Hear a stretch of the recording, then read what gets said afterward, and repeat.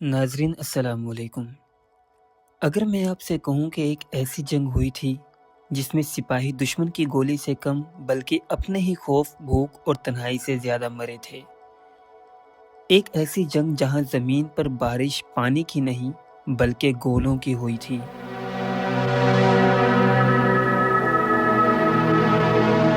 جہاں خندقوں میں بیٹھے نوجوان جیب سے اپنی ماں کے خط نکال کر آخری بار پڑھتے تھے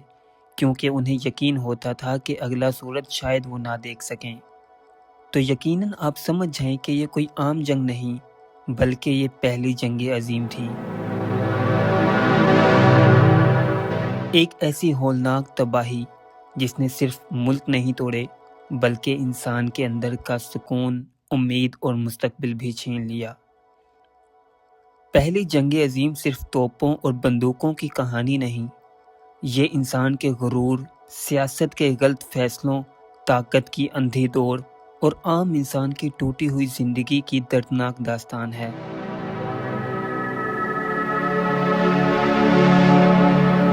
دوستو، 20ویں صدی کے آغاز میں یورپ بظاہر ترقی، صنعت، سائنس اور طاقت کے عروج پر تھا۔ فیکٹریاں چل رہی تھیں، ریلیں دوڑ رہی تھیں، شہر جگمگا رہے تھے، مگر اس چمک کے پیچھے نفرت، خوف، مقابلہ بازی اور ہتھیاروں کی دوڑ کی آگ آہستہ آہستہ سلگ رہی تھی۔ جرمنی اپنی نئی طاقت کے نشے میں تھا، برطانیہ اپنی بحری برتری کھونا نہیں چاہتا تھا، فرانس بدلے کی آگ دل میں رکھے بیٹھا تھا اور روس خود کو کمزور قوموں کا محافظ سمجھتا تھا۔ خفیہ اتحاد دنیا کو دو حصوں میں بانٹ چکے تھے، جیسے بارود بچھا ہو اور صرف ایک چنگاری کا انتظار ہو۔ پھر 28 جون 1914 کا وہ منحوس دن آیا۔ سرائیوو کی سڑک ہجوم اور ایک نوجوان قوم پرست گریولو پر نصب چند گولیاں چلیں اور آسٹریا کی ولی عہد آرچ ڈیوک فرانس اپنی اہلیہ سمیت خون میں لت پت زمین پر گر پڑا۔ بظاہر یہ ایک سیاسی قتل تھا، مگر حقیقت میں یہ وہ چنگاری تھی جس نے پوری دنیا کو جنگ کی آگ میں دھکیل دیا۔ آسٹریا نے سربیا پر حملہ کیا، روس سربیا کے دفاع میں کھڑا ہو گیا، جرمنی آسٹریا کے ساتھ آ گیا، برطانیہ اور فرانس میدان میں اتر آئے اور چند ہی ہفتوں میں دنیا دو حصوں میں بٹ کر آگ اور خون کے سمندر میں ڈوب گئی۔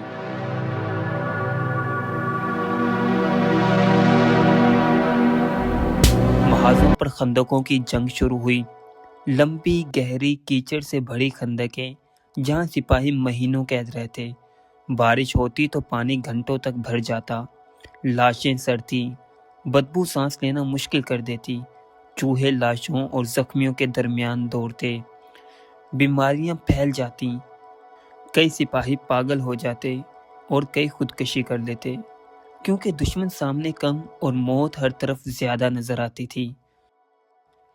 جدید ہتھیاروں نے جنگ کو جہنم بنا دیا، مشین گن نے لمحوں میں پوری پلٹن کا صفایا کر دیتی، ٹینک لوہے کے دیو بن کر زمین روندتے آگے بڑھتے، ہوائی جہاز پہلی بار موت برسانے لگے اور پھر زہریلی گیس جس نے ہوا کو بھی قاتل بنا دیا۔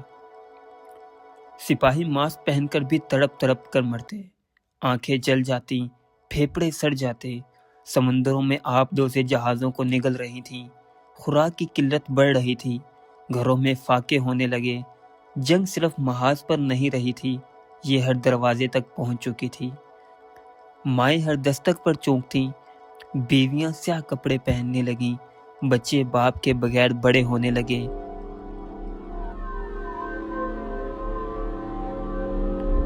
پھر 1917 میں امریکہ جنگ میں شامل ہوا اور جنگ کا پلڑا بدلنے لگا، جرمنی کمزور پڑنے لگا، اندرونی بغاوتیں شروع ہو گئیں، سپاہیوں کا حوصلہ ٹوٹ گیا۔ آخرکار